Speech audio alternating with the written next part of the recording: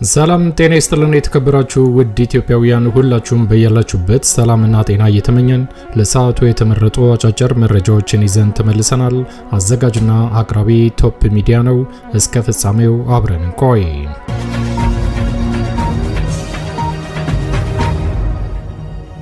ክብራን አድማጮች እንደተለመደው ይሄ መረጃ ለፍትህ ለዲሞክራሲ ለእኩልነት ለሚታገሉ ንጹሃን ወገኖቻችን በአጠቃላይ ድምጽ ለመሆን ስለሚረዳ ወዳጆቼ ላይክ በማድረግ እንድትጀምሩ ስል በትህትና ለማስታወስ እወዳለሁ።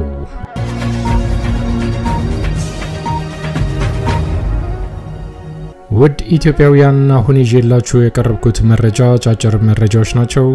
የመጀመሪያው መረጃ ዛሬ በኦሮሚያ ክልል እጅግ በጣም አሳዛኝ ዜና ተሰምቷል።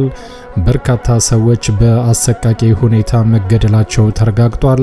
የአብይ አህመድ አገዛዝ በስልጣን ላይ እስከ ቀጠለ ድረስም ይሄ ጭፍጨፋ ተጠናክሮ እንደሚቀጥል ከተለያዩ አካባቢዎች የወጣው መረጃ ይፋ አድርጓል።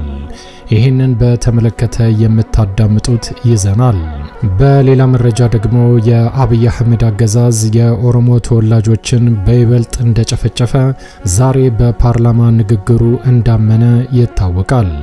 ይሄ በኦሮሚያ ክልል አድርጌዋለሁ ያለውን ጭፍጨፋ በተመለከተ በበርካታ የኦሮሚያ ተወላጆች ቁጣ እንደቀሰቀሰም ከተለያዩ አካባቢዎች የደረሰን መረጃ ይፋ አድርጓል። ታዋቂው ፖለቲከኛ ጃዋር መሐመድ አንድ መረጃ ብዬ ነበር ሲል በኦሮሚኛ አስተላልፏል። ወደናንተ ከሚቀርቡት መረጃዎች መካከል ይገኛል። በሌላ መረጃ ደግሞ በአማራ ክልል ተጠናክሮ የቀጠለው ወታደራዊ እንቅስቃሴ በፋኖ የሽምቅና ደፈጣ እንዲሁም ደግሞ የመልሶ ማጥቃት የተበሳጨው አብይ አህመድ በተለያዩ አካባቢዎች የበቀል እርምጃ በድሮን ከፍተኛ ጭፍጨፋ እየፈጸመ ይገኛል። ይህንን በተመለከተም በሸዋ የሚንቀሳቀሰው የአማራ ፋኖ የአጸፋ እርምጃ እንደወሰደ ሁለት አካባቢዎች ላይ ድል እንደተቀናጀም ይፋ አድርጓል። ይህንን በተመለከተም የምታዳምጡት ይዘናል። እስከ ፍጻሜው ከቆያችሁ ታዳምጣላችሁ። መልካም ቆይታ።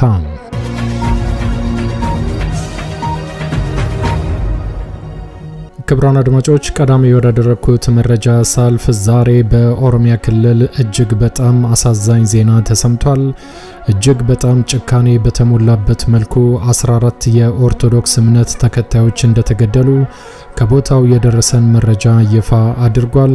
ሙሉ መረጃው እንደሚከተለው ይቀርባል። በአርሲ ሀገረ ስብከት በኖኖ ጃዊ ቀበሌ የሚኖሩ 14 ኦርቶዶክሳውያን በአሰቃቂ ሁኔታ ተገደሉ። ጥቅምት 18 ቀን 2018 ዓ.ም በአርሲ ሀገረ ስብከት ጉና ወረዳ በሚገኝ ኖኖ ቀበሌ የሚኖሩ ኦርቶዶክሳውያን በአሰቃቂ ሁኔታ መገደላቸውን የቀብር ስነ ስርዓታቸውን በአካባቢው እንደተፈጸመ ያደረሱን መረጃ ይፋ አድርጓል።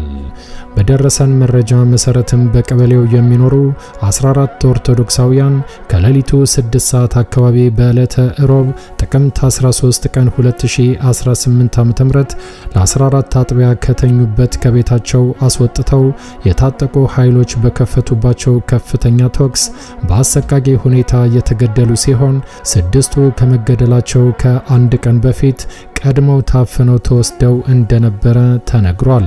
በአሰቃቂ ሁኔታ የተገደሉት ምዕመናን የእድሜ ክልላቸውን በተመለከተም ከ2 ዓመት ጀምሮ እስከ 76 ዓመት አዛውንት እንደሚገኙበት መረጃው ይፋ አድርጓል። በተጨማሪም ሁለት ሰዎች በጥቃቱ ምክንያት ከፍተኛ ጉዳት ደርሶባቸው ለተሻለ ሕክምና ወደ አቦምሳ ከተማ ሪፈር እንደተወሰዱም በመረጃው ተያይዞ ይፋ ተደርጓል። ከዚህ በፊት በተመሳሳይ ሁኔታ በቀበሌው ውስጥ የሚኖሩ 8 ኦርቶዶክሳውያን ሌሊት ላይ ከቤታቸው አስወጥተው የታጠቁ ኃይሎች በአሰቃቂ ሁኔታ መግደላቸውን በደረሰን መረጃ አረጋግጠዋል። ከተገደሉት ምዕመናን መካከል 6ቱ በገለሌ በዓለ ወልድ ቤተክርስቲያን፣ አንድ ደግሞ በሞዬ ቅዱስ ዮሐንስ ቤተክርስቲያን፣ በተጨማሪም ቀሪዎቹ ሟቾችን በተመለከተ ባሉበት አካባቢያቸው ስርዓተ ቀብራቸው እንደተፈጸመም ከቦታው አረጋግጠውልናል። በመረጃው እንደተመለከትነው በቀበሌው ባለው ከፍተኛ ስጋት በቀጣይ የባሰ ችግር እንዳይፈጠር በሀገረ ስብከት ደረጃ ከመንግስት ጋር በጋራ መስራት ይገባል ሲሉ አንዳንድ ነዋሪዎች አስተያየታቸውን ሰጥተዋል። በአሁኑ ሰዓትም በአካባቢው ሁኔታዎችን ለመቆጣጠር የሀገር መከላከያ ሰራዊት በስፍራው እንደገባ ከቦታው ያደረሱን መረጃ አረጋግጧል።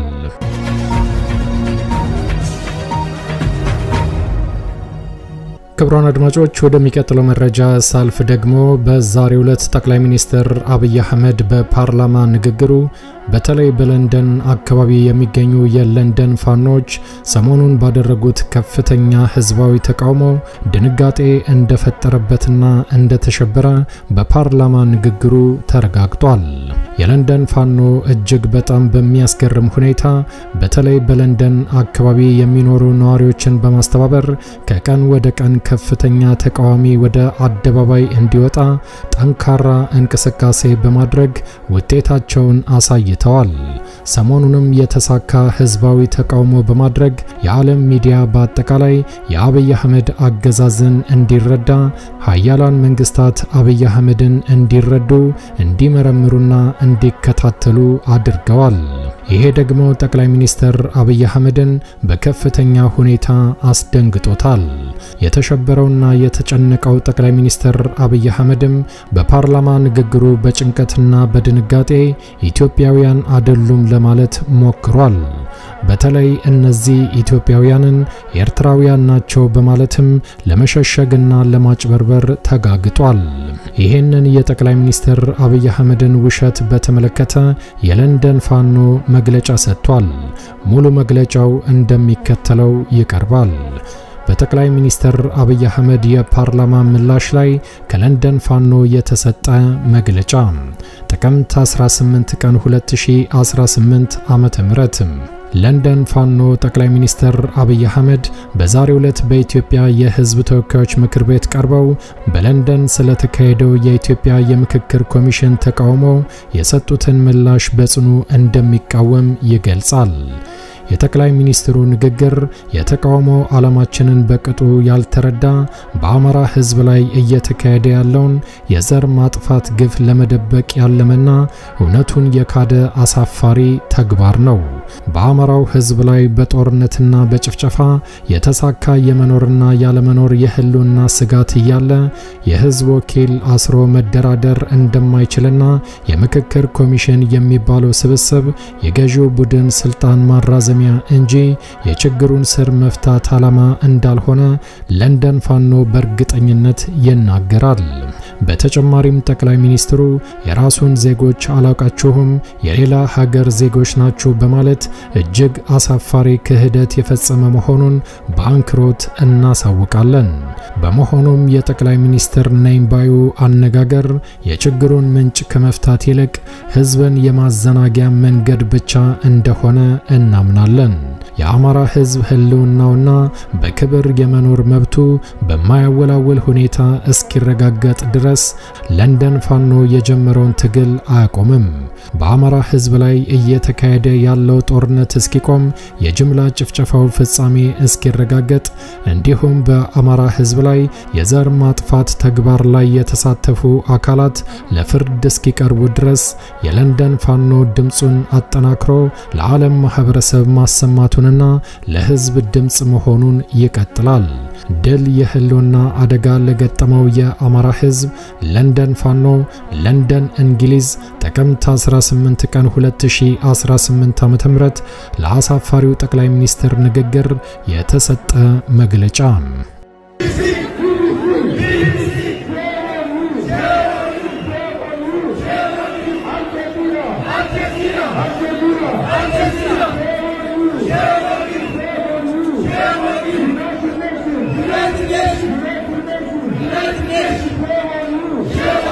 ክብሯን አድማጮች ወደሚቀጥለው መረጃ ሳልፍ ደግሞ ዛሬ ጠቅላይ ሚኒስትር አብይ አህመድ በፓርላማ ንግግሩ የኦሮሞን ህዝብ ከትግራይ በላይ እንደጨፈጨፈ አምኖ መናገሩ በበርካታ የኦሮሞ ተወላጆች በኩል ቁጣ እንደቀሰቀሰ ተሰምቷል።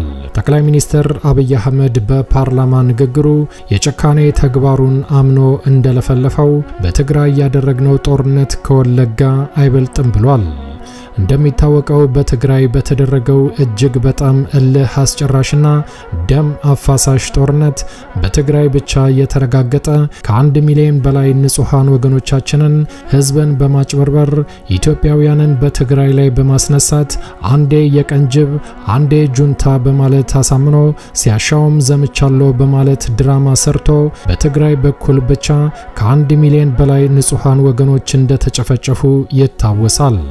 በተመሳሳይ በአማራ በኩልም ያልተረጋገጠ ብዙ ሺህ በላይ ንጹሃን ወገኖቻችን በአሰቃቂ ሁኔታ መጨፍጨፋቸው አይዘነጋም።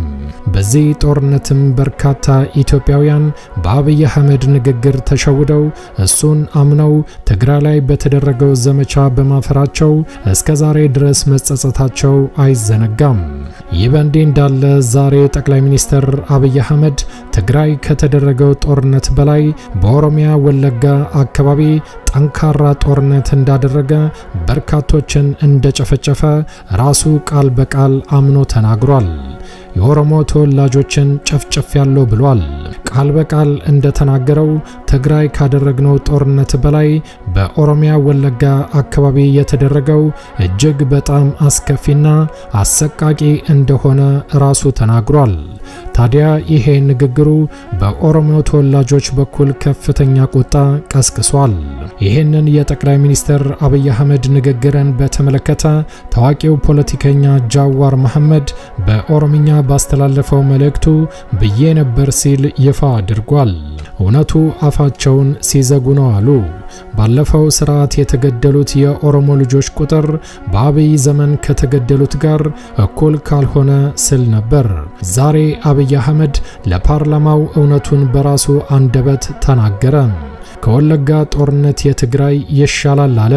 የትግራዩ ጦርነት በሚሊዮን የሚቆጠር ህዝብ ጨፍጭፎ መቋጨቱን ዓለም አቀፍ ተቋማት መግለጻቸውን ያስታውሳሉ። ወለጋ ላይ ብቻ የተከሰተው አደጋ ከትግራይ ህዝብ ጋር አይገናኝም። በምዕራብ ሸዋ፣ በደቡብ ምዕራብ ሸዋ፣ በሰሜን ሸዋ፣ በምስራቅ ሸዋ፣ በጉጂ ሌማን፣ ቦረናና ምስራቅ አርሲ የኦሮሞ ልጆች መሬት ላይ አልቀሩም፣ በብዛት አልቀዋል። ይሄ ሞት ዛሬም አልቆመም።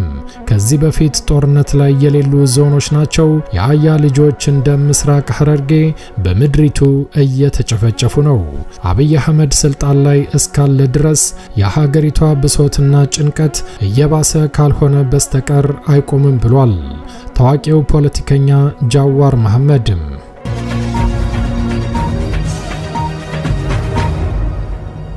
ክብሯን አድማጮች ወደሚቀጥለው መረጃ ሳልፍ ደግሞ በአማራ ክልል በተለያዩ ግንባሮች ላይ ተጠናክሮ የቀጠለው ወታደራዊ እንቅስቃሴ ዛሬም የፋኖ ታጣቂዎች በሚወስዱት የደፈጣና የሽምቅ እርምጃ አንዳንዴም የመልሶ ማጥቃት እርምጃ ድል ማስመዝገባቸውን ቀጥለውበታል።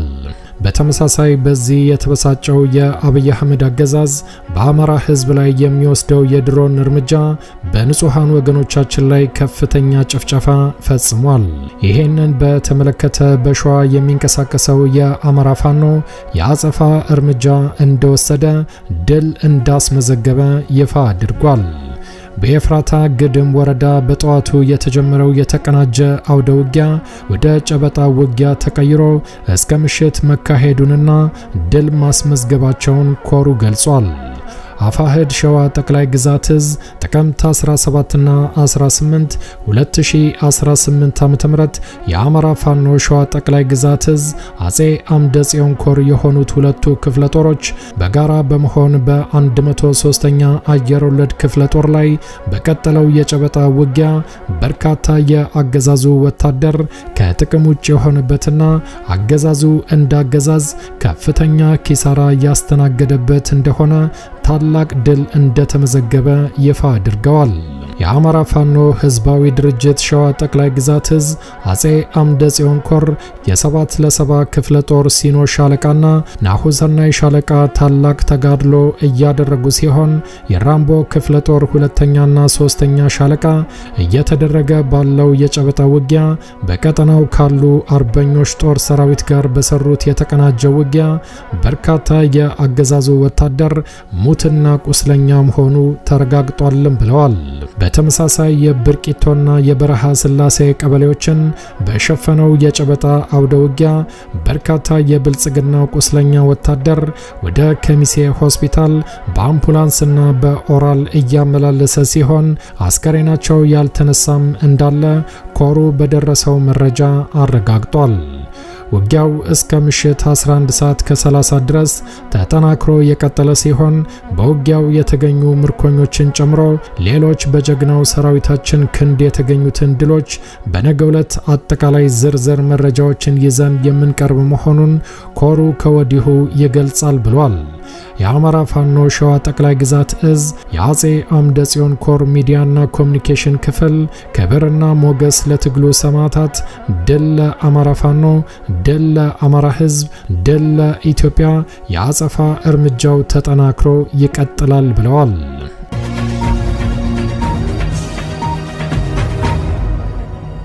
ውድ ኢትዮጵያውያን ወደሚቀጥለው መረጃ ሳልፍ ደግሞ በጎጃም አካባቢ የሚንቀሳቀሰው በአርበኛ ዘመነ ካሴ የሚመራው የአማራ ፋኖ ዛሬም ግዙፍ ወታደር አሰልጥኖ እንዳስመረቀ ይፋ አድርጓል።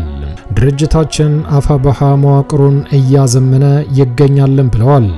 ከዚህ ጎን ለጎን ሰራዊት በማሰልጠን ህዝባዊ የነበረውን ሰራዊታችንን ወደ ድርጅታዊ ጦር ለመቀየር ተከታታይ ስልጠናዎችን በመስጠት ታምር እየሰራን ነው ሲል አርበኛው አብስሯል። በዛሬው ዕለትም ቴዎድሮስ እዝ 8ኛ በላይ ዘለቀ ክፍለ ጦር አባ ኮስተር ብርጌድ ለ3 ወራት ያሰለጠናቸውን እግረኛ ወታደር በደማቅ ሁኔታ አስመርቋል። በዚህ የምረቃ ፕሮግራም ላይ ራስ አርበኛ ዘመነ ካሴ ቢቸና ከተማ ላይ ጀብድ ለፈጸመው ፋኖ አሳምነው የእነማይ ወረዳ ምክትል አስተዳዳሪውን መሃል ከተማ ላይ ቀንድሾ ክላሽ በመማረክ ጀብድ በመስራቱ ዘመናዊ ስታር ሽጉጥ ከአርበኛ ዘመነ ካሴ ሽልማት ተበርክቶለታል። ጀግናን መፍጠር ብቻ ሳይሆን ለጀግናው ክብር መስጠት የሚያውቅበት ራስ አርበኛ ዘመነ ካሴ ይሄን መሰለ ጀግንነት ለሚፈጽሙ የዘመኑ ጀግኖቻችን ሊበረታቱ ይገባል መልእክትም አስተላልፏል። በተመሳሳይ ዛሬ የተመረቁት የአማራ ፋኖ ወታደሮችም ግዳጃቸውን በታማኝነት እንደሚወጡ ለአማራ ህዝብ ቃል በመግባት ስራቸውን ጀምረዋል። ድል ለአማራ ፋኖ፣ ድል ለአማራ፣ አዲስ ትውልድ፣ አዲስ አስተሳሰብ አፋባሃ መዋቅሩን እያዘመነ ይገኛል ብሏል።